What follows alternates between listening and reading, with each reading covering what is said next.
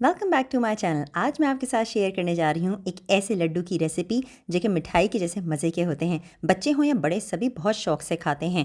ज़्यादातर लड्डू बड़े लोगों के लिए बनाए जाते हैं तो बच्चे शौक से नहीं खाते। तो मैंने इसके लिए एक ऐसी रेसिपी आपके साथ शेयर करने लगी हूँ जो कि बच्चे बहुत शौक से खाएंगे और उनके लिए तो ये ताकत का ख़जाना है। इन लड्डुओं में डलने वाला हर इंग्रेडिएंट अपने अंदर एक बहुत ही अच्छा फ़ायदा रखता है जिससे हमें जिस्मानी ताकत हासिल होगी। ताकत की ज़रूरत किसे नहीं होती, सर्दी हो या गर्मी, हमारी बॉडी में बहुत सारी चीज़ों की कमी हो जाती है अगर हम इक्वल मिकदार में हर चीज़ को इस्तेमाल ना करें। तो सर्दियों में तो ख़ास ये लड्डू बहुत ही ज़्यादा आपकी बॉडी को अच्छा रखेंगे और सर्दियों में आप इस लड्डू को डेली खा सकते हैं। सुबह नाश्ते में खाएंगे तो बहुत ही फ़ायदा है और रात को सोते वक्त भी दूध के साथ एक लड्डू ले सकते हैं।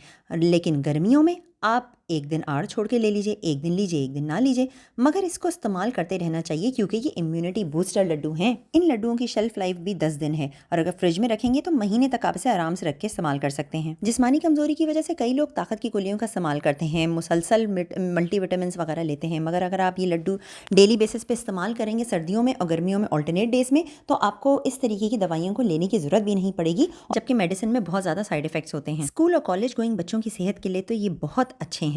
इनके मुस्तकिल इस्तेमाल से हमारी जिस्म में बीमारियों से लड़ने की ताकत पैदा होती है और आए दिन जो हमें वायरल बैक्टीरियल इन्फेक्शंस होते हैं हम उनसे भी बचे रहते हैं। आप देख सकते हैं कि मैंने एक जैसे साइज़ के कप्स लिए हैं ताकि मेजर करना सारी क्वांटिटीज़ को आसान हो जाए। तो सबसे पहले हाफ़ कप मैंने लिए हैं वॉलनट यानी अखरोट।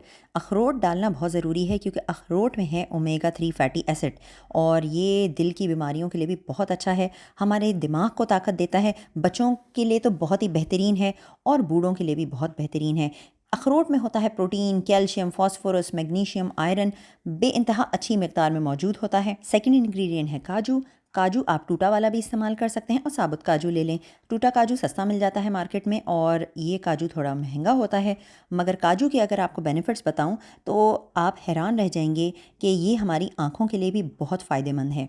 काजू का इस्तेमाल कोलेस्ट्रॉल को कम करता है और हमें स्ट्रोक से भी बचाता है, यानी कि दिल सेहतमंद तो हम सेहतमंद।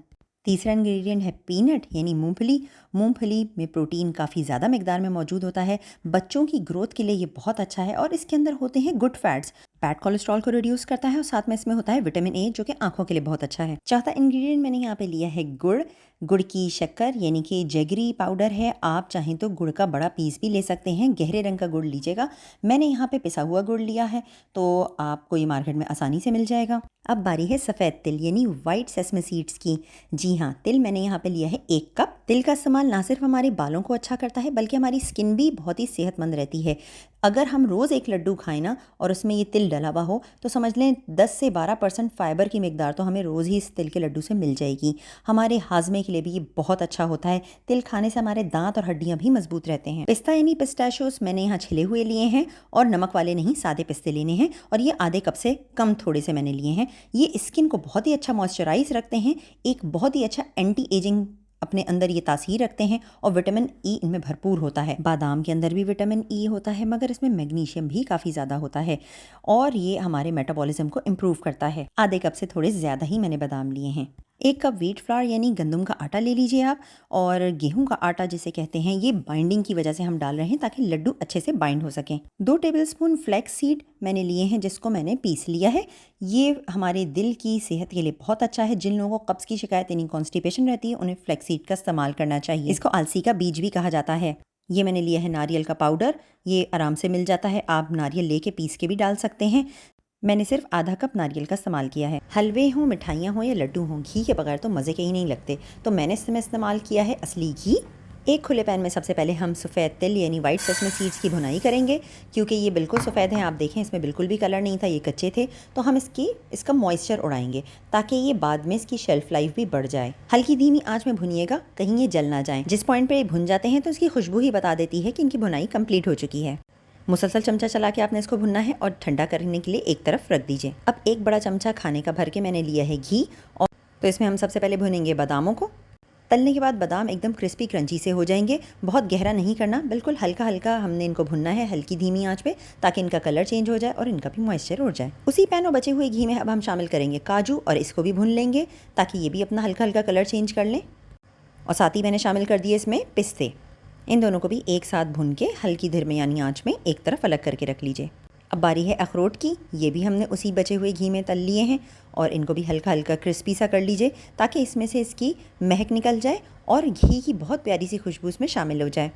बार बार घी शामिल करने की आपको ज़रूरत नहीं है। जो एक चमचा भर के शुरू में हमने असली घी डाला था उसी में देखें सारा कुछ तलते गए और एक एक बैच निकालते गए। और अब ये पीनट के वक्त में तो घी बचा ही नहीं था, बिल्कुल ज़रा सा पैन में घी लगा हुआ था, और क्योंकि पीनट अपना भी तेल छोड़ता है। तो आखिर में मैंने इसमें डाल दिया नारियल। कुछ सेकंड्स के लिए इसका भी मॉइस्चर निकाल दीजिए। तो ये फ्लैक्स सीड का जो पाउडर मैंने आपको दिखाया था, ये इसकी ओरिजिनल शक्ल है। फ्लैक्स सीड ऐसे दिखाई देते हैं और इसी को मैंने पीस के रखा हुआ है और इसको मैंने भुन कर ही पिसा था। ग्रीन कार्डमम यानी हरी इलायचियाँ, ये मैंने 1 टीस्पून पिसी हुई ली है और आधा टीस्पून जिंजर पाउडर यानी सौंठ का पाउडर।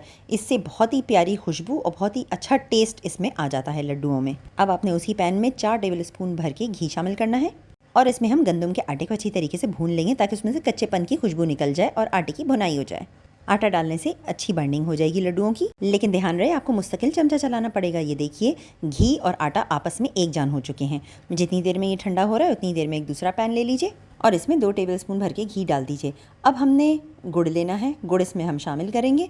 ध्यान रहे हमने गुड़ की चाशनी नहीं बनानी है, बल्कि हमें सिर्फ गुड़ को पिघलाना है। मुसलसल चमचा चलाते जाइए और देखिए कि गुड़ पिघल जाए तो बस आपने रोक देना है। इस पॉइंट में आपने शामिल करना है हरी इलायची का पाउडर और सौंठ का पाउडर यानी जिंजर पाउडर। अब इसको ज़्यादा देर नहीं पकाना, बस हल्का सा मिक्स कर लीजिए और चूल्हे को बंद कर दीजिए। अब जो सारे इंग्रेडिएंट्स हमारे ठंडे हो चुके हैं, अब इन्हें एक एक करके मिक्सी के जार में पीस लीजिए। भुना हुआ आटा जो ठंडा हो चुका था, अब इसको इस मिक्सचर में शामिल कर लीजिए। अब नारियल भी शामिल कर लीजिए। भुना पिसा हुआ फ्लैक्स सीड यानी अलसी के बीज भी मैंने इसमें शामिल कर लिए और ये हमने जो तिल भुन के रखे थे इनको भी मिक्सी के जार में डाल के पीस लीजिए। ख्याल रखिएगा कि तिल को ज़्यादा देर नहीं पीसिएगा, बिल्कुल दरदरा सा पीसिएगा, वरना तिल अपना तेल छोड़ देंगे और फिर वो लड्डू सही नहीं बनेंगे। साथ ही शामिल कर दिया हमने पिघला हुआ गुड़, जिसमें घी भी मौजूद है, तो इसमें घी भी शामिल हो गया सारा का सारा। बारी आती है मिक्सिंग की, तो मैंने शुरू में क्योंकि काफ़ी गर्म था तो मैंने इसको चमचे की मदद से मिक्स करना शुरू किया, मगर कोशिश कीजिएगा कि ये हल्के गर्म में ही मिक्स कीजिए। तो आप हाथ धो लीजिए या फिर ये कि हाथ में आप ग्लव्स पहन लीजिए और फिर अच्छे तरीके से हाथ की मदद से इसको मिक्स कीजिए। जितना अच्छा मिक्स करेंगे उतने अच्छे लड्डू बनेंगे। अगर आपको लगे कि आपके लड्डू टूट रहे हैं और अच्छे से बाइंड नहीं हो रहे हैं तो आप इसमें घी को गर्म करके फिर शामिल कर सकते हैं, तो फिर भी आपके लड्डू बहुत अच्छे बनेंगे। मैंने जितनी क्वांटिटीज़ यूज़ की हैं उसमें मेरे लड्डू बहुत आराम से बन गए थे, मुझे घी शामिल नहीं करना पड़ा। और ये देखिए सारे लड्डू तैयार हो गए। अगर रेसिपी पसंद आई हो तो लाइक करना ना भूलिएगा और कमेंट करके बताइएगा कि आपने जब बनाया तो आपके कैसे रिजल्ट्स आए। अगर चैनल पर नए हैं तो सब्सक्राइब भी कर लीजिए ताकि आने वाले वक्तों में मेरी सारी लेटेस्ट आपको नोटिफिकेशन के थ्रू देखने को मिले।